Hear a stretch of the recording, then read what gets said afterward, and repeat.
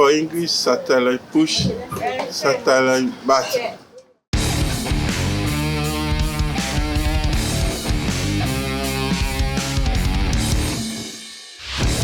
Hallo zu einer neuen Reptil-TV-Folge. Ich habe mal wieder ein Spinnchen als Intro-Tier. Ja, das alte Klischee, die Vogelspinne muss auf die Hand. Aber ich denke, fürs Intro gehört die einfach auf die Hand. Ich muss bloß aufpassen, dass ich nicht so laut schnaufe, sonst gibt die nämlich Gas, wenn ich der so aufs Abdomen hinten drauf puste. Heute nochmal, also gleich themenpassend, eine Vogelspinnenfolge. Und zwar werden wir uns mit den Geschlechtern der Vogelspinne befassen. Wie erkenne ich Männchen und Weibchen? Bin dazu bei meinem Spinnenfachmann, dem Urs Haag. Den kennt ihr schon aus 2 anderen Folgen. Der ist da echter Profi und der hat das perfekte Material dazu, kennt sich perfekt damit aus, macht es seit 25 Jahren oder noch mehr. Deswegen der perfekte Ort.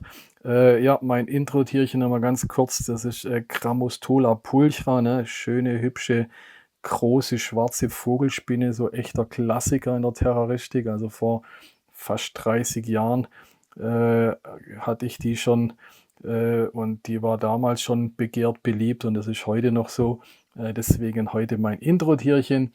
Und jetzt schauen wir mal, ob wir auch feststellen können, ob das ein Männchen oder ein Weibchen ist. Also, dann bin ich hier wieder mit dem Urs. Servus, Urs. Hi, Stefan. Welcome back.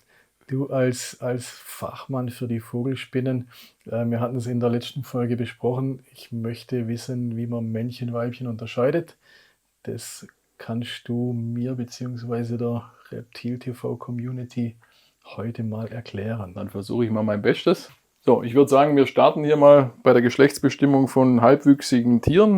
Theraphosa styrmi wären unsere 2 Schauobjekte, ein Männchen und ein Weibchen. Und ich zeige euch jetzt einfach mal, wie man anhand von äußerlichen Merkmalen als erstes diese beiden Arten unterscheiden kann.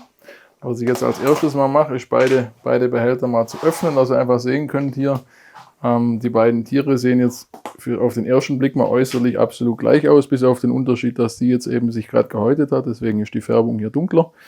Das Männchen ist gerade aktuell etwas heller. Aber ansonsten wäre das jetzt nicht zu unterscheiden mit dem bloßen Auge. Mhm. Und eben, man sagt ja also, die Männer hätten kleinere Körper, längere Beine in der Relation. Ja, aber allerdings erst, wenn sie dann tatsächlich geschlechtsreif sind, ne, da ist es dann tatsächlich so, weil sie für die Paarung einfach längere Beine brauchen. Aber man sieht jetzt, das sind Geschwistertiere, da sieht man jetzt also grundsätzlich erstmal keinen Unterschied. Okay. So, jetzt werde ich das Tier wieder fangen. Ne?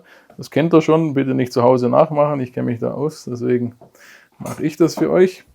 So, und wenn wir jetzt hier einmal drunter schauen, dann sehen wir, ich brauche mal einmal kurz Werkzeug, so. Dann sehen wir jetzt als erstes hier mal die Cheliceren, ne? Die spreizt jetzt ziemlich ab da oben, wie man sieht. Ne? Das ist jetzt ein bisschen stinkig, weil ich sie gefangen habe. Das sind jetzt die Zähne von der Vogelspinne hier. Ne? Und was wir jetzt uns aber angucken wollen, ist im Prinzip der Hinterleib. Da sehen wir hier vorne rechts und links erstmal die Buchlungen. Ne? Das heißt, eine Spinne hat 2 Buchlungen im oberen Bereich. Und hier in der Mitte ist jetzt so dieser Bereich, den wir uns jetzt ein bisschen genauer angucken müssen. Und der Bereich sieht jetzt mal grundsätzlich erstmal erklärt beim Männchen vollkommen anders aus als beim Weibchen. Also wir sehen jetzt auf jeden Fall, dass in dem Bereich hier, ne, das verläuft hier, das ist die sogenannte Epigastralfurche, die verläuft beim Männchen wie beim Weibchen hier quer zum Hinterleib. Und der Bereich da drüber, wenn wir uns den jetzt mal ein bisschen genauer angucken. Genau, und dann sehen wir jetzt beim Männchen, wenn wir genau hingucken, hier drüber so einen dunklen Punkt von der Behaarung. Und wir sehen, dass der Bereich jetzt hier relativ unscheinbar aussieht. Also wenn man sich da so Linien dazu vorstellen würde, würde das hier, so wie ich jetzt mit meiner Pinzette gehe, parallel hier runterlaufen, also mehr oder weniger ein Rechteck abbilden über der Epigastralfurche. Und in der Mitte, hier wo ich jetzt meine Pinzette habe, sehen wir eben so einen dunklen Punkt. Und das ist der Punkt, wo praktisch später dann im Prinzip das Sperma erzeugt wird. Okay. So, das ist jetzt also ein juveniles Männchen, ein halbwüchsiges Männchen. Dann brauchen wir jetzt das Weibchen zum Vergleich, ne? Genau. So, und wenn wir das jetzt mal hier angucken, dann sehen wir, in dem Bereich, das sieht jetzt komplett anders aus. Wir sehen wieder die Epigastralfurche über den Buchlungen. Und da sehen wir schon, dass der Bereich so ziemlich nach außen gestülpt ist und eigentlich hier aussieht wie so ein Trapez. Ne? So, wenn ich das hier mit meiner Pinzette mache, ein Trapez, was nach unten hin breiter wird. Und wenn ich das jetzt mal so rüber drehe, dann sehen wir auch bei dem Tier eigentlich schon, dass sich das so vom Rest des Körpers hier abwölbt. Ja? Das ist also praktisch die Epigastralfurche und da ist dann im Prinzip nachher die Spermathek des Weibchens drunter. Okay, also da kommt Sperma Da vom kommt das Sperma Männchen das ist rein. praktisch das Geschlechtsteil des Weibchens. Okay, deswegen vielleicht auch über diese Wölbung oder was? Genau. Also ist aufgewölbt. Und je weil wir- größer die Tiere werden, desto eindeutiger wird das im Prinzip. Bei jungen Tieren ist es kaum zu erkennen, bei dem sieht man es jetzt schon relativ gut. Ja, Ne? Aber zeig's gerade mal von der Seite gleich weg. Also von der Seite Genau. sieht man es ja dann wahrscheinlich am allerbesten, dass es wenn gewölbt ist. Gell? also hier der Bereich praktisch. Ne? Okay, ja. Genau. So, und wenn wir das jetzt einmal, nehmen wir das mal wieder zurück. Also es ist natürlich so, je größer die Tiere werden, desto deutlicher sieht man diese Geschlechtsmerkmale. Bei einem Tier, das jetzt bloß halb so groß ist, da braucht man schon ein gutes Auge, dass man das erkennen kann. Aber auch da funktioniert es. Okay, also ab welcher Größe würdest du sagen, geht es bei einer Spinne, weiß nicht, jetzt mal einen Zentimeter ausgedrückt? Ja, also oder- was uns natürlich wichtig ist, wenn wir Tiere bestimmen, dass wir da absolut sicher sind, vor allem auch wenn wir dann die Tiere bestimmt an Kunden verkaufen. Wir machen das so ab einer Größe von ungefähr 2,5 bis 3 Zentimeter bei Terrafosa, Aha. kann man das recht sicher bestimmen mit dem bloßen Auge. Alles, was drunter ist, ist noch mit einem gewissen Risiko, würde ich sagen. Okay. Und das, was wir jetzt alles hier sagen, gilt für alle Vogelspinnen, Gilt für alle querbeet, Vogelspinnen. Genau. egal ob Ja. ich jetzt Poecilotheria, Avicularia, Genau, also sieht bei allen- das Thema mit diesem dunklen Fleck ist bei unterschiedlichen Arten mehr oder weniger stark ausgeprägt. Ja. Das, wie gesagt, bei Terrafosa sieht man es ganz gut, bei Poecilotheria sieht man es auch sehr gut. Okay. Bei manchen anderen Arten ist es ein bisschen anderes Charakteristikum, aber diese Unterschiede sieht man eigentlich immer. Okay. Und was ich euch jetzt hier mal vorbereitet habe, ist jetzt praktisch eine Häutung von einem großen Weibchen. Hier sehen wir auch nochmal schön, wie praktisch so eine Vogelspinne eigentlich im wahrsten Sinne des Wortes aus der Haut fährt. Ne? Die klappt also diesen Deckel hier auf und geht dann mit dem ganzen Körper praktisch durch diese Öffnung durch. Zurück bleibt praktisch die Haut. Und das hier, was hier so aufgeklappt da liegt, ist jetzt praktisch die Innenansicht des Abdomens, also des Hinterleibes. Und jetzt haben wir uns ja vorhin immer von außen die Epigastralfurche angeguckt. Und das ist Mal jetzt eine ganz praktisch kurze Frage zum Ja. Abdomen. Tut die dann auch, zieht die sich auch durch das platzt raus? praktisch auf, der Hanne, wie Ah, du das siehst. platzt auf. Okay, genau, also das der ist schon- geht nicht nach vorne raus, sondern die geht okay. praktisch so, der Aha. Vorderleib und der die Hinterleib. Beine zieht sie Die Beine raus. zieht sie hier raus und zieht das sie- Abdomen platzt einfach platzt raus und dann auf bleibt und sie einfach geht die da Haut, raus. bleibt die Okay, Haut ja, so ja. liegen. Genau. Und jetzt sehen wir eben die Innenansicht. Wir haben uns ja vorhin die Buchlungen angeguckt, gell, an den kleineren Tieren. Das ist praktisch hier und hier. Und der Bereich hier, das ist jetzt die Epigastralfurche. Und hier sehen wir jetzt drüber, ich hoffe, das geht so mit dem Licht, so ein Lappen hier. Ne? Ja, Also das ja. ist die sogenannte Spermathek. Das heißt, das ist praktisch das Geschlechtsorgan des Weibchens. Bei der Paarung führt praktisch das Männchen von außen natürlich dann seine Bulben, also seine Geschlechtsteile ein und setzt dann in diese Spermathek einen Spermatropfen ab. Und da drin speichert das Weibchen das Sperma dann so lange, bis es dann irgendwann den Kokon baut und dann damit die Eier befruchtet. Wenn sich jetzt ein Weibchen häuten würde, bevor es einen Kokon gebaut hat und es war verpaart, dann war leider die Paarung für die Katz, weil, wie ihr seht, häutet sich ja diese Spermathek mit und dann ist im Prinzip das Sperma verloren und ja, das ist der natürlich Paarungsakt war dann Ein interessanter Punkt. ja, für die genau. Katz. Okay. Also wenn man jetzt eine Vogelspinne absolut 100%ig bestimmen möchte und sich eben äußerlich nicht so ganz sicher ist, dann besteht immer die Möglichkeit, im Prinzip die Haut zu untersuchen. Und das seht ihr natürlich bei so einem riesigen Tier ist das absolut kein Problem. Bei einem Spiderling ist es natürlich sehr, sehr Sisyphus-Arbeit, aber man könnte das jetzt theoretisch mit dem Mikroskop auch machen. Ja? Und dann haben wir halt entweder da eine Spermathek drin, dann ist es ein Weibchen, oder wir haben eben keine. Dann Also wäre es ein diese Männchen. Klappe, oder ich glaube, bei manchen sind es doch zum Teil zwei. Genau, also die Spermathek ist je nach Art und Gattung unterschiedlich ausgeprägt. Ja. Das ist eine sogenannte einlappige Spermathek Ja. bei Terrafosa.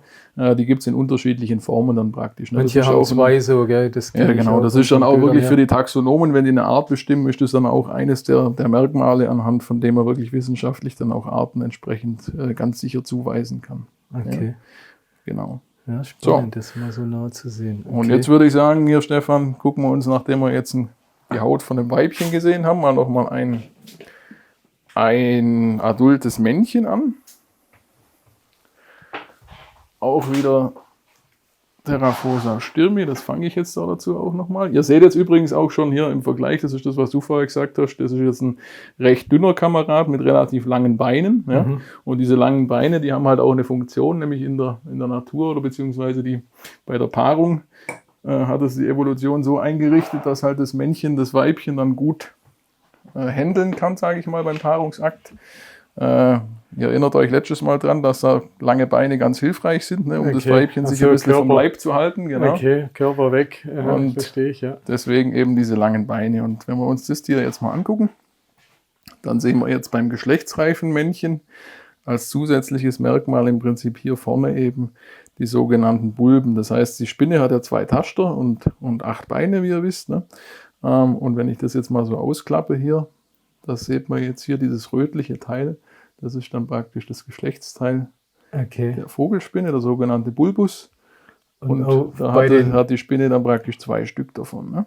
Bei den Tastern, also entgegengesetzt der Richtung sozusagen, damit er sich so unten einhaken kann. Genau, die sind jetzt, also hier sind die jetzt beim normalen, also hier im Normalzustand sind die so eingeklappt. Und bei der Paarung wird der die dann so nach außen wegklappen und in die Epigastralfurche so einführen, so seitlich, so geht es dann. Okay, eben, der muss die ein wenig seitlich biegen. Genau, weil, so müsst ihr euch das vorstellen. Aha, weil man würde jetzt denken, die müssten ja eigentlich oben dran sein, weil er sich so von unten einhängt, ne? Er hängt ja.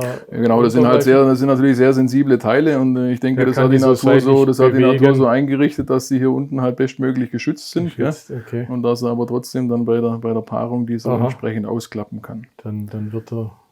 Genau. Ich probiere es mir gerade ein bildlich vorzustellen. Ja, dann muss er die irgendwie, wenn er die nach vorne streckt und das Weibchen schieben. Ja, dann genau, also in der Position, ne, wir haben es ja letztes Mal im Video gesehen, so mit den Beinen drückt er ja praktisch das Weibchen nach oben, ne, mit den beiden hier und geht dann eben hier mit dem Bulbus da entsprechend so unten rein und führt dann so das Ganze ein.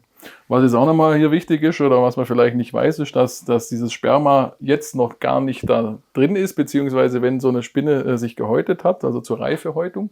Die adulten Männchen haben die letzte Häutung in ihrem Leben, wo sie dann praktisch geschlechtsreif sind. Das ist die sogenannte Reifehäutung. Und erst ab der haben sie dann tatsächlich diese äußerlichen Geschlechtsmerkmale.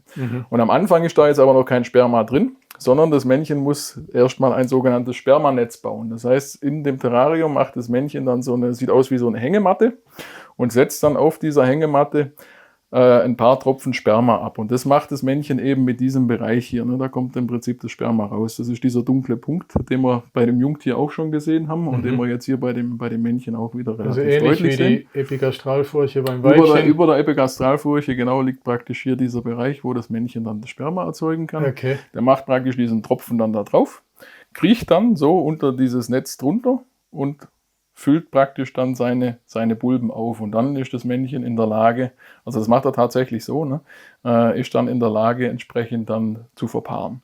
Und dann ist es so, dass das Männchen dann 2-3 Mal paaren kann und dann wird er ein neues Spermanetz machen und muss dann praktisch seine Geschlechtsteile wieder aufladen, um dann wieder paarungsfähig zu sein. Also die machen das auch mehrmals, das Spermanetz, also nicht nur einmal und dann vorbei, sondern das kann ein Männchen über mehrmals machen. Sperma in den Bulben. Genau. Und deswegen ist es für uns natürlich auch wichtig, darauf zu achten, ne, dass nach ungefähr 2-3 erfolgreichen Verpaarungen das Männchen dann erstmal Ruhe hat und wieder ein neues Netz machen kann. Weil wenn es keinen Sperma mehr drin hätte, dann wäre halt die Paarung natürlich dann auch nutzlos. Ja. Und deswegen braucht er dann immer mal wieder zwischen Eierpaar ein paar Wochen Pause. Gleich die Frage an die Community. Wer hatte das von euch alles gewusst? Ist das was, wo ihr jetzt auch sagt, ey, boah, wusste ich ja noch gar nicht, bin so und so lang Terrarianer. Also ich persönlich habe einen Teil davon schon gehört oder man kennt so ein bisschen vom Hörensagen, aber habe in meinen über 30 Jahren Terroristik das noch nie so genau gesehen, gezeigt bekommen. Völlig cool. Ja, würde ich sagen, ich hoffe, das war soweit einigermaßen klar. Ja, also wenn man nochmal ganz kurz zusammengefasst, wenn man 100%ig sicher sein will und sich noch nicht so super gut auskennt, immer mit der Haut machen. Je größer die Haut natürlich, desto einfacher. Jetzt hat ihn was verwischt. Hat er abgeschossen, der Sack. Oh, scheiße. Ja, Leute, ihr seht's, wir sind live.